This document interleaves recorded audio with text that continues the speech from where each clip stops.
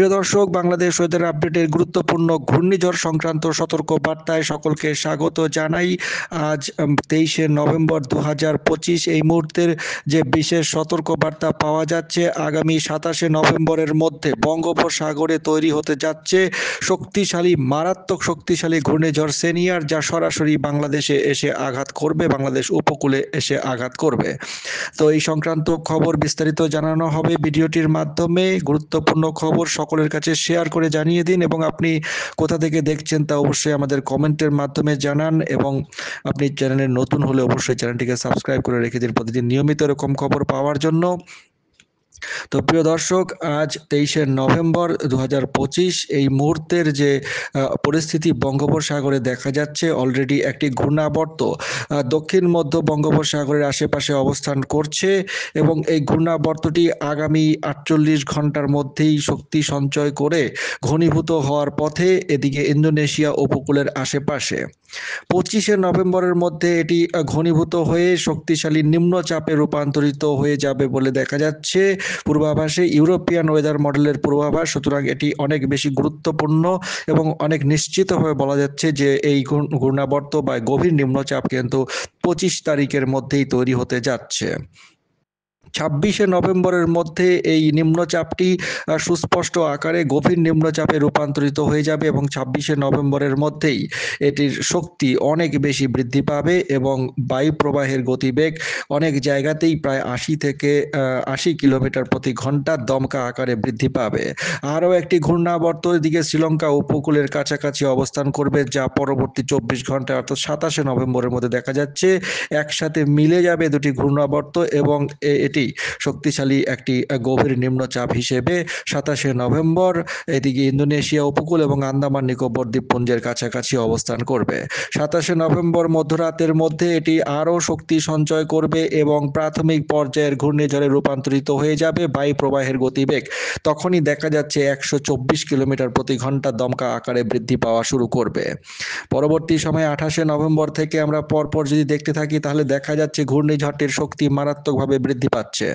28শে November সকালের মধ্যেই দেখা যাচ্ছে এটি সিভিয়ার সাইক্লোনিক স্টর্ম সেনিয়ারে রূপান্তরিত হয়ে যাচ্ছে, এবং সেই সময় এর আশেপাশের গতিবেগ 160 থেকে 180 কিলোমিটার প্রতি ঘন্টা বেগে দমকা বায়ুর গতিবেগ থাকতে পারে এই ঘূর্ণিঝড়টি যখন আন্দামান নিকোবর দ্বীপপুঞ্জের কাছে তৈরি হবে।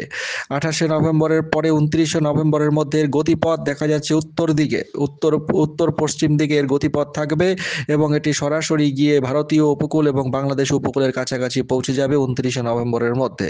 29শে নভেম্বরে এটি যখন মধ্য বঙ্গোপসাগরে অবস্থান করবে, সেই সময় এর গতিবেগ 200 থেকে 230 কিলোমিটার প্রতি ঘন্টা বেগে প্রায় সুপার সাইক্লোনের মতো হতে যাচ্ছে এটি, এবং 29শে নভেম্বরের পরে এর যে কেন্দ্রীয় চাপ মারাত্মকভাবে কমে যাবে, এবং এর যে বায়ু প্রবাহের যে অবস্থা সেটি কিন্তু মারাত্মক আকার ধারণ করতে পারে, কোনো কোনো জায়গায় প্রায় 230 কিলোমিটার প্রতি ঘন্টা বেগে, অর্থাৎ সুপার সাইক্লোনের আকৃতি ধারণ করবে বলে জানা যাচ্ছে। এর যে চোখ রয়েছে সেই চোখটির শক্তি যা দেখা যাচ্ছে কোনো কোনো জায়গায় 233 কিলোমিটার প্রতি ঘন্টা বেগে সর্বোচ্চ বায়ু প্রবাহ দেখা যাচ্ছে, অর্থাৎ এটি সুপার সাইক্লোনের যে পরিস্থিতি, সুপার সাইক্লোনের যে ফেজ অবস্থা সেটি কিন্তু অতিক্রম করে যাবে, এবং 30শে নভেম্বরের মধ্যে এটি সুপার সাইক্লোন অবস্থাতেই, সুপার সাইক্লোন হিসেবেই স্থলভাগের দিকে অগ্রসর হতে থাকবে, এবং 1 তারিখের মধ্যে 1 ডিসেম্বরে দেখা যাচ্ছে এটি স্থলভাগের কাছাকাছি পৌঁছে যাবে উড়িষ্যা উপকূলের কাছাকাছি, এবং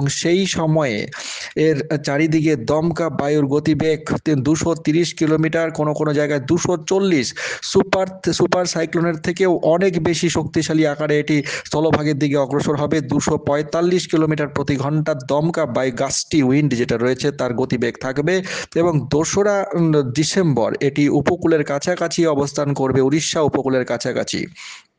সেই সময়ের মধ্যে দেখা যাচ্ছে এর যে গতিপথ সেটি কিন্তু মারাত্মক আকার, এবং উত্তর বঙ্গোপসাগর সেই 1 তারিখ থেকেই মারাত্মকভাবে ভয়ঙ্করভাবে উত্তাল অবস্থায় থাকবে। সেই সময় এর চারিদিকে বায়ু প্রবাহের গতিবেগ প্রায় 240 কিলোমিটার প্রতি ঘন্টা কোনো কোনো জায়গায় থাকতে পারে। তো মোটামুটি 30 তারিখ থেকেই উত্তর বঙ্গোপসাগর উত্তাল হয়ে যাবে, এবং কোনোভাবেই উত্তর বঙ্গোপসাগরে নৌকা বা মাছ ধরার ট্রলারকে যাওয়া যাবে না, মারাত্মক সাবধানবাণী পাওয়া যাচ্ছে ECMWF ওয়েদার মডেল থেকে।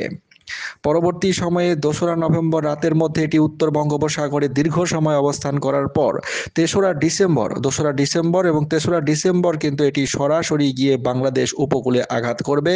চট্টগ্রাম বিভাগ, বরিশাল বিভাগ, খুলনা বিভাগ এবং গাঙ্গেয় পশ্চিমবঙ্গে এর ব্যাপক প্রভাব থাকবে।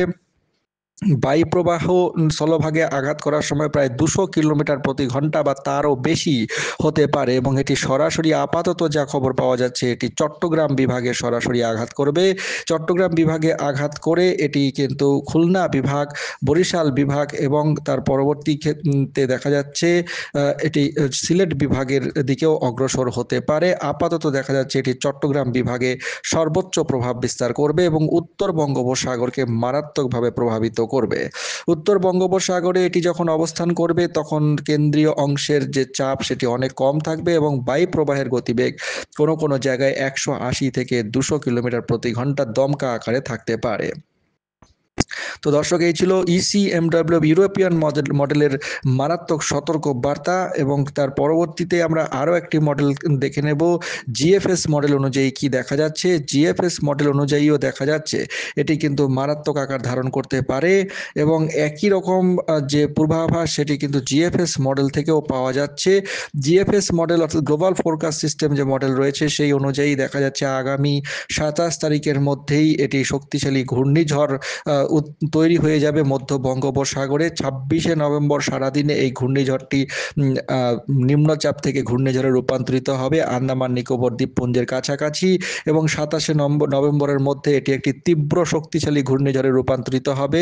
27শে নভেম্বর সারাদিনে এর শক্তি মারাত্মকভাবে বৃদ্ধি পাবে এবং এর কেন্দ্রীয় চাপ কমে গিয়ে প্রায় 960 থেকে 950 কিলোমিটার প্রতি ঘন্টা 950 যে হেক্টোপাস্কাল এর কাছাকাছি অবস্থান করবে এবং এর আশেপাশের বায়ু প্রবাহের গতিবেগ তখন দেখা যাচ্ছে 150 কিলোমিটারের কাছাকাছি অবস্থান হতে পারে গাস্টি উইন্ড বা দমকা আকারে যে বায়ু।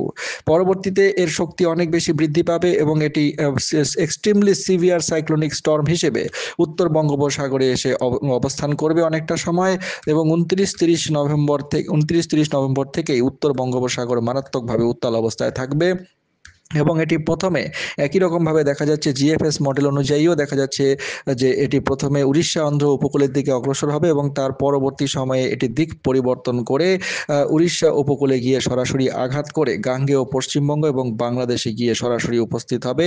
মোটামুটি 3 এবং 3রা থেকে 4ঠা ডিসেম্বরের মধ্যেই এরকম পরিস্থিতি থাকবে এবং সরাসরি বাংলাদেশ উপকূলবর্তী বিভাগগুলিতে সরাসরি প্রভাব বিস্তার করবে। বায়ু প্রবাহ মোটামুটি থাকতে পারে 100 থেকে 150 কিলোমিটার প্রতি ঘন্টা বা তার আশেপাশে। তো দর্শক, এই ছিল ঘূর্ণিঝড় সংক্রান্ত বিস্তারিত আবহাওয়ার পূর্বাভাস। আমরা বৃষ্টিপাতের পরিস্থিতিটা কিরকম থাকবে সেটাও একটু দেখে নেব। বৃষ্টিপাতের যা পরিস্থিতি দেখা যাচ্ছে যথেষ্ট বৃষ্টিপাত হওয়ার সম্ভাবনা থাকছে আগামী কয়েকদিনে। কোনো কোনো জায়গায় মারাত্মক বৃষ্টিপাত হতে পারে। সরাসরি যখন উপকূলে এসে আঘাত করবে সেই সময়ের পরিস্থিতি আমরা দেখে নেব। খুলনা বিভাগে মারাত্মক বৃষ্টির সম্ভাবনা থাকছে সেই সময়, অর্থাৎ 2রা ডিসেম্বর এটি উপকূলবর্তী এলাকায় এসে পৌঁছাবে এবং খুলনা বিভাগ, বরিশাল বিভাগ এবং চট্টগ্রাম বিভাগে এর ব্যাপক প্রভাব পড়বে। ঝোড়ো হাওয়া সহ তীব্র বজ্রপাত সহ বৃষ্টিপাত হওয়ার সম্ভাবনা 3রা ডিসেম্বর থেকেই কিন্তু থাকছে। 3রা ডিসেম্বর থেকেই দেখা যাচ্ছে তীব্র বজ্রপাত সহ ভারী থেকে অতি ভারী বৃষ্টি অনেক জায়গাতেই হওয়ার সম্ভাবনা রয়েছে। কোনো কোনো জায়গায় 1 নাগাড়ে 100 মিলিমিটার পর্যন্ত বৃষ্টিপাত কোনো কোনো জায়গায় দেখা যাচ্ছে 3 ঘন্টার মধ্যে। পরবর্তী সময়ে 4ঠা ডিসেম্বরেও দেখা যাচ্ছে এর মারাত্মক প্রভাব চট্টগ্রাম বিভাগে দেখা যাচ্ছে ভারী থেকে অতি ভারী বৃষ্টিপাত। 27শে নভেম্বর থেকে আমরা যদি 4ঠা ডিসেম্বরের দিকে খেয়াল করি চট্টগ্রাম বিভাগে ভারী থেকে অতি ভারী বৃষ্টির সম্ভাবনা, কোনো কোনো জায়গায় মারাত্মক বৃষ্টি এবং 3রা ডিসেম্বর ও 4ঠা ডিসেম্বর এটি সরাসরি চট্টগ্রাম উপকূলে চট্টগ্রাম বিভাগের ওপরেই এটি অবস্থান করবে ঘূর্ণাবর্তের আকারে এবং মারাত্মক বৃষ্টি ঘটানোর সম্ভাবনা সম্পূর্ণ চট্টগ্রাম বিভাগ, বরিশাল বিভাগ এবং খুলনা বিভাগে। তো দর্শক, এই ছিল বৃষ্টিপাত এবং ঘূর্ণিঝড়ের কারণে বৃষ্টিপাত এবং ঘূর্ণিঝড়ের বিস্তারিত আবহাওয়ার পূর্বাভাস এবং বর্তমান অবস্থা। চ্যানেলের সঙ্গে থাকুন প্রতিদিন নিয়মিত এরকম খবর পাওয়ার জন্য। চ্যানেলটিকে সাবস্ক্রাইব করে রেখে দিন এইরকম খবর পাওয়ার জন্য এবং গুরুত্বপূর্ণ খবর সকলের কাছে অবশ্যই শেয়ার করে জানিয়ে দিন। অনেক ধন্যবাদ।